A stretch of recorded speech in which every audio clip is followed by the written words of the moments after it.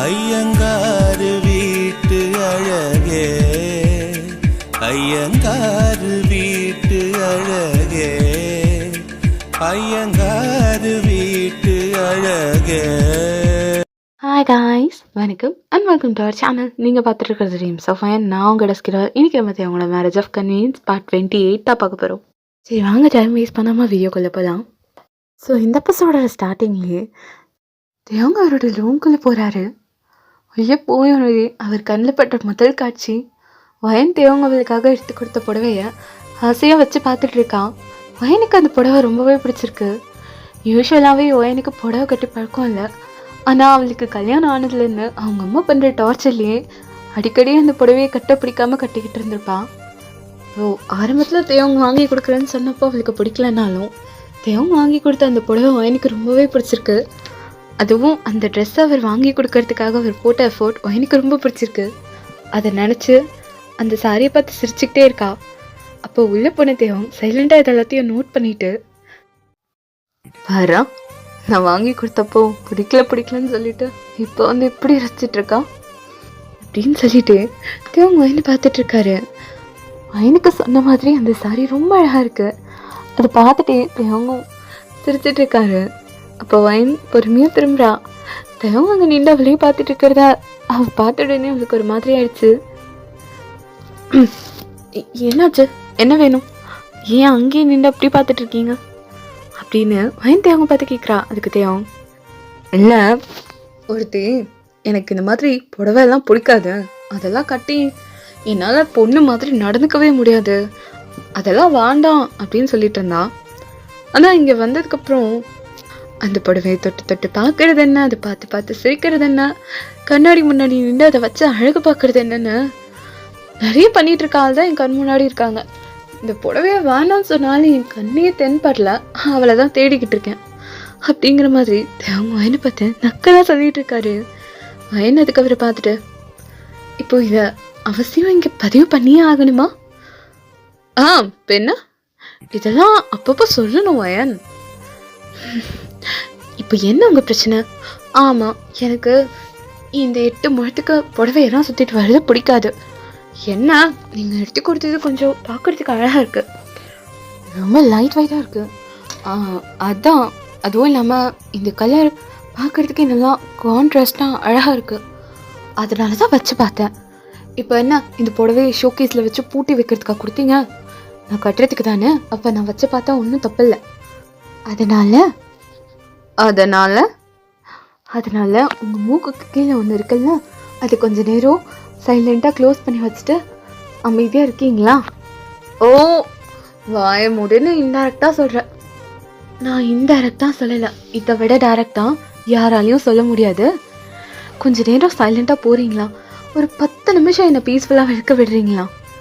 கடவுளே, என்னால் முடியல. இப்போ நான் என்ன பண்ணேன்னு நீ இவ்வளோ பேசுகிற? ஐயோ போதும், உங்ககிட்ட நான் ஆர்கியூ பண்ண ஆரம்பிச்சேன்னு வச்சுக்கோங்களேன், மறுபடியும் போய் ஏதோ எல்கேஜி குழந்த மாதிரி என் அம்மாவை கூட்டிகிட்டு வந்து இங்கே நிற்பீங்க. உங்கள் அக்கா என்னமோ உலகத்துலேயே இல்லாத அவங்களோட தம்பி பண்ணுறது எல்லாம் கரெக்டுன்னு நினச்சிட்டு வந்து என்கிட்ட சண்டை போடுவாங்க.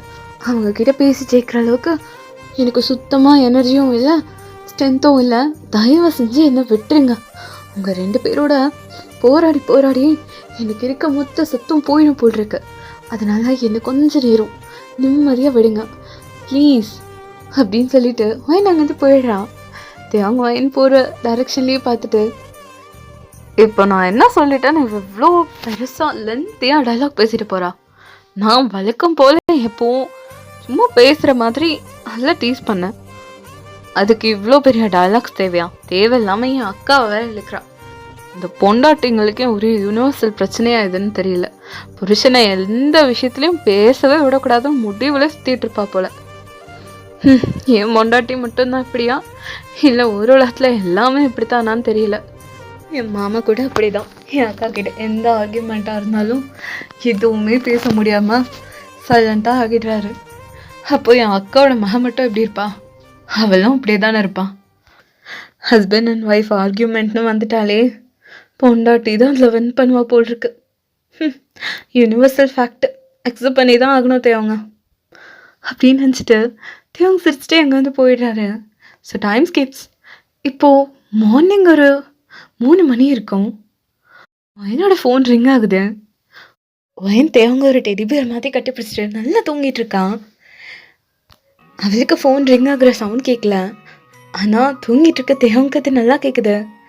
தேவங்களோட தூக்கத்துலேருந்து டிஸ்டர்ப் ஆகி என்னது சவுண்டு அப்படிங்கிற மாதிரி சைடில் பார்க்குறாரு. அப்போ வயனோட ஃபோன் ரிங் ஆகிட்டு இருக்கிறது அவருக்கு நல்லாவே தெரியுது. என்னது அலாம் ஏதாவது வச்சுருக்கலாம்? என்னது எதுவும் கால் வர மாதிரி இருக்கு இந்த நைட்லையா? மிட் நைட் 3 மணிக்கு வேண்டாம் கால் பண்ணுறது அப்படிங்கிற மாதிரி தேவங்க அந்த ஃபோனை எட்டி எடுக்கலாம்னு ட்ரை பண்ணுறாரு. வயன் அவரை நல்லா டைட்டாக ஹக் பண்ணி படுத்துட்ருக்கா. அவளோட தூக்கம் கலையாமல் பொறுமையாக தேவங்க எட்டி வயனோட சைடில் இருக்க டேபிள் மேலே இருந்து அவளோட ஃபோன் எடுக்கிறாரு. எடுத்து பார்த்தா காலர் ஐடியில் மை பிளட்டுன்னு போட்டு ஒரு மங்கி பொம்மை போட்டிருக்கு. தேவங்க அதை பார்த்த உடனே தெரிஞ்சு போச்சு யார் கால் பண்ணுறான்னு. தேவங்க அதை பார்த்துட்டு ஒரு ஸ்லீப்பி ஐஸோட அந்த கால் அட்டன் பண்ணி காதில் வைக்கிறாரு.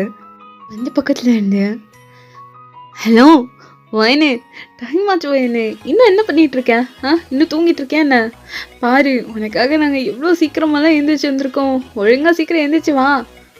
நீ ரெடி ஆகிட்டியா இல்லை இன்னும் தூங்கிட்டே இருக்கியா அப்படிங்கிற மாதிரி அந்த பக்கத்துலேருந்து ஜிம்மன் தான் பேசிகிட்டு இருக்கான்.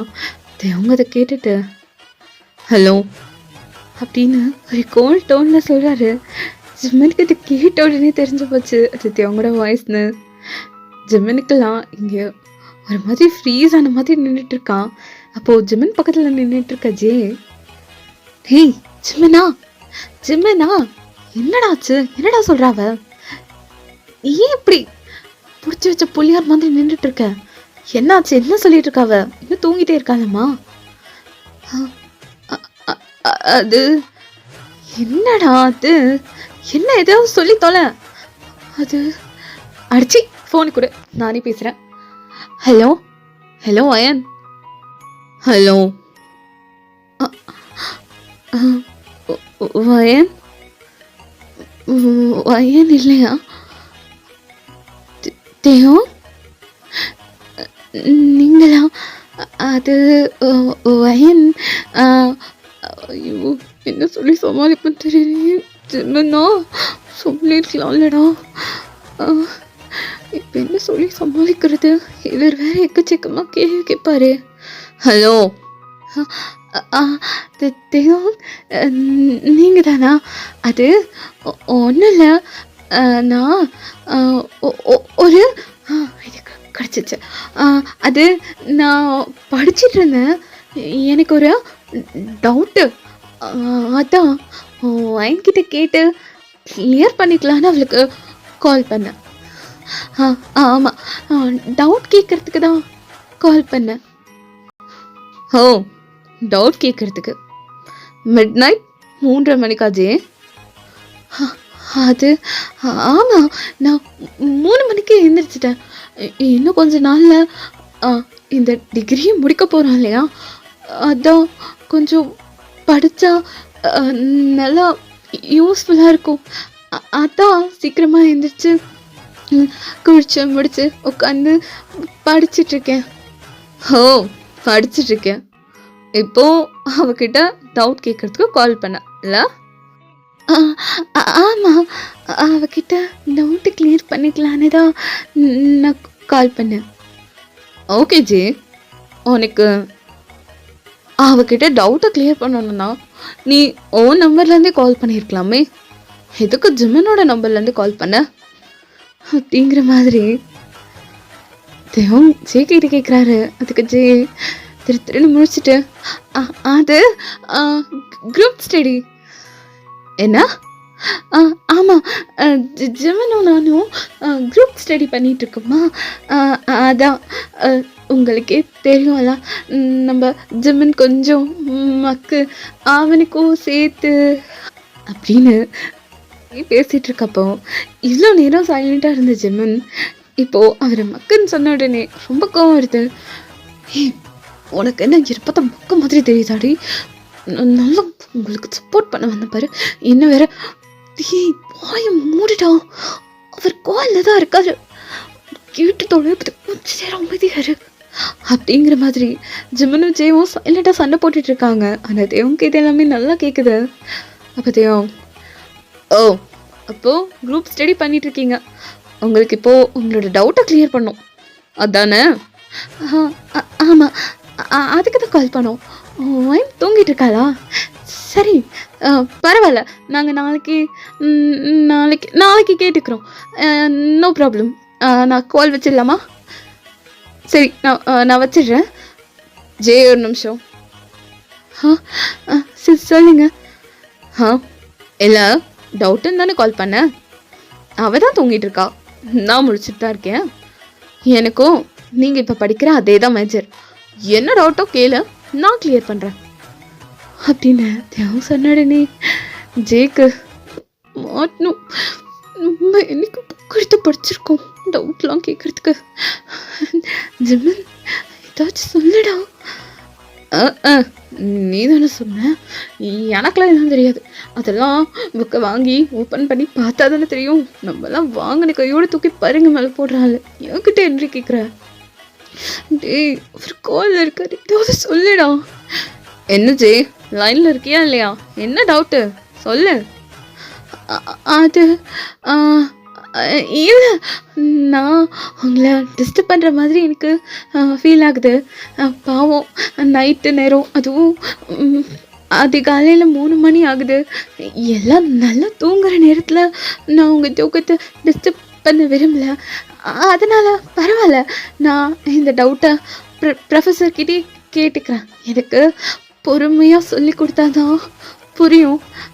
அதனால் நீங்கள் ஸ்ட்ரெயின் பண்ணிக்க வேண்டாம், நான் கால் கட் பண்ணுறேன். நீ அவ்வளோலாம் ஃபீல் பண்ண வேணாம் ஜே, எனக்கு இதில் எந்த ப்ராப்ளமும் கிடையாது. எந்த நேரமாக இருந்தால் என்ன, படிப்பு தான் ரொம்ப முக்கியமான ஒரு விஷயம்.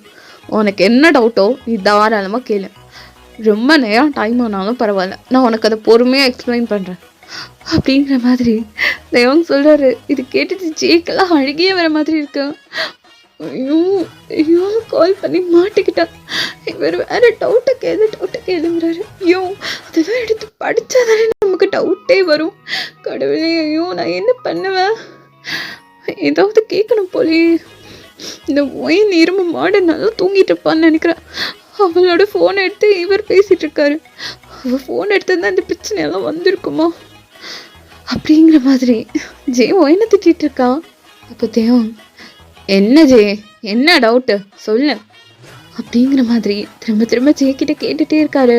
அப்போ ஜே, ஐயோ நான் சொன்ன புரிஞ்சுக்கோங்க, எனக்கு இப்போ எந்த டவுட்டும் இல்லை, அந்த கொஷினை பார்த்து நானே சால்வ் பண்ணிட்டேன், எனக்கு இப்போ எந்த டவுட்டும் இல்லை, நான் காலை கட் பண்ணிட்டுறேனே ப்ளீஸ் அப்படிங்கிற மாதிரி ஜே திரும்ப திரும்ப கேட்டுகிட்டே இருக்கா. ஆனால் தேவங்க விடாமல் பேசிகிட்டே இருக்காரு. தேவங்களோட வாய்ஸ் ரிப்பீட்டடாக கேட்டுகிட்டே இருக்கிறதுனால அவர் பிடிச்சிட்டு தூங்கிட்டு இருக்க வயனுக்கு மூமெண்ட்ஸ் நல்லாவே தெரியுது. அதனால வயன் பொறுமையாக டிஸ்டர்ப் ஆகி எழுந்திரிக்கிறான். என்ன என்ன ஒரு பேச்சு சத்தம் கேட்குதா? இவர் என்ன பண்ணிட்டு இருக்காரு?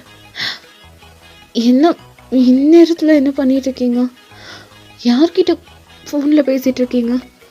இப்போ தேவம் குடிஞ்ச வயனை பார்த்துட்டு, ஓ ஃப்ரெண்டு கிட்ட தான் வயன் அப்படின்னு தேவங்க சொல்கிறாரு. ஏன் ஃப்ரெண்டு கிட்டயா? ஏன் ஃப்ரெண்டு கிட்ட அதுவும் இந்நேரத்தில் என்ன பேசிகிட்டு இருக்கீங்க அப்படின்னு சொல்லிட்டே தான் வயன் தேவங்க கையில் இருக்க ஃபோனை பார்க்குறான். அது வயனோட ஃபோனு. என்னோட ஃபோனில் என்ன பண்ணிட்டு இருக்கீங்க? உன்னோட ஃபோனில் தான் உன் ஃப்ரெண்டுக்கிட்ட பேச முடியும் அப்படிங்கிற மாதிரி தேவங்க சொல்கிறாரு. அதுக்கு வயன், யார், எந்த ஃப்ரெண்டு? அதான் உன் கூட எப்போவுமே 2 வால் இல்லாத வானம் சுற்றிட்டு இருக்குமே, அதுக்கிட்ட தான் பேசிகிட்டு இருக்கேன் அப்படிங்கிற மாதிரி தேவங்க சொல்கிறாரு. வயனுக்கு புரிஞ்சு போச்சு. ஜீவா இல்லை ஜிம்மனா? ரெண்டும் தான். அப்போதான் எனக்கு ஞாபகம் வருது. ஐயோ, இது அப்படியே மறந்தா. வயன் அப்போ இதுக்கு தான் கால் பண்ணிச்சிங்களா? ஐயோ, இந்த மனுஷக்கிட்ட மாட்டிக்கிட்டாங்களே. அது ஆ, என்ன சொல்லி சமாளிச்சிருப்பா. ஆ, அது ஒன்றும் இல்லை. அவங்க 2 பேரும் ஏர்லி மார்னிங்கில் எழுந்திரிச்சு படிக்கணும்னு சொல்லிட்டு இருந்தாங்க. அதான் நானும் எழுந்திரிச்சு படிக்கிறேனா இல்லையா, இல்லைன்னா என்னை எழுப்பி விடலான்னு தான் கால் பண்ணியிருப்பாங்க. நீங்கள் கொடுங்க, நான் நான் பேசுகிறேன். ஓ, அவங்களும் இதே தான் சொன்னாங்க. எப்படி இதெல்லாம் பேசி வச்சுட்டு சொல்கிறீங்களோ அப்படிங்கிற மாதிரி அவங்க என்னை பற்றி கேட்குறாரு. ஸோ நான் இதோட இந்த எபிசோட முடிச்சுக்கிறேன். இந்த எபிசோட எப்படி இருந்துச்சு மறக்காம கமெண்ட் பண்ணிடுங்க. டாடா, பாய்.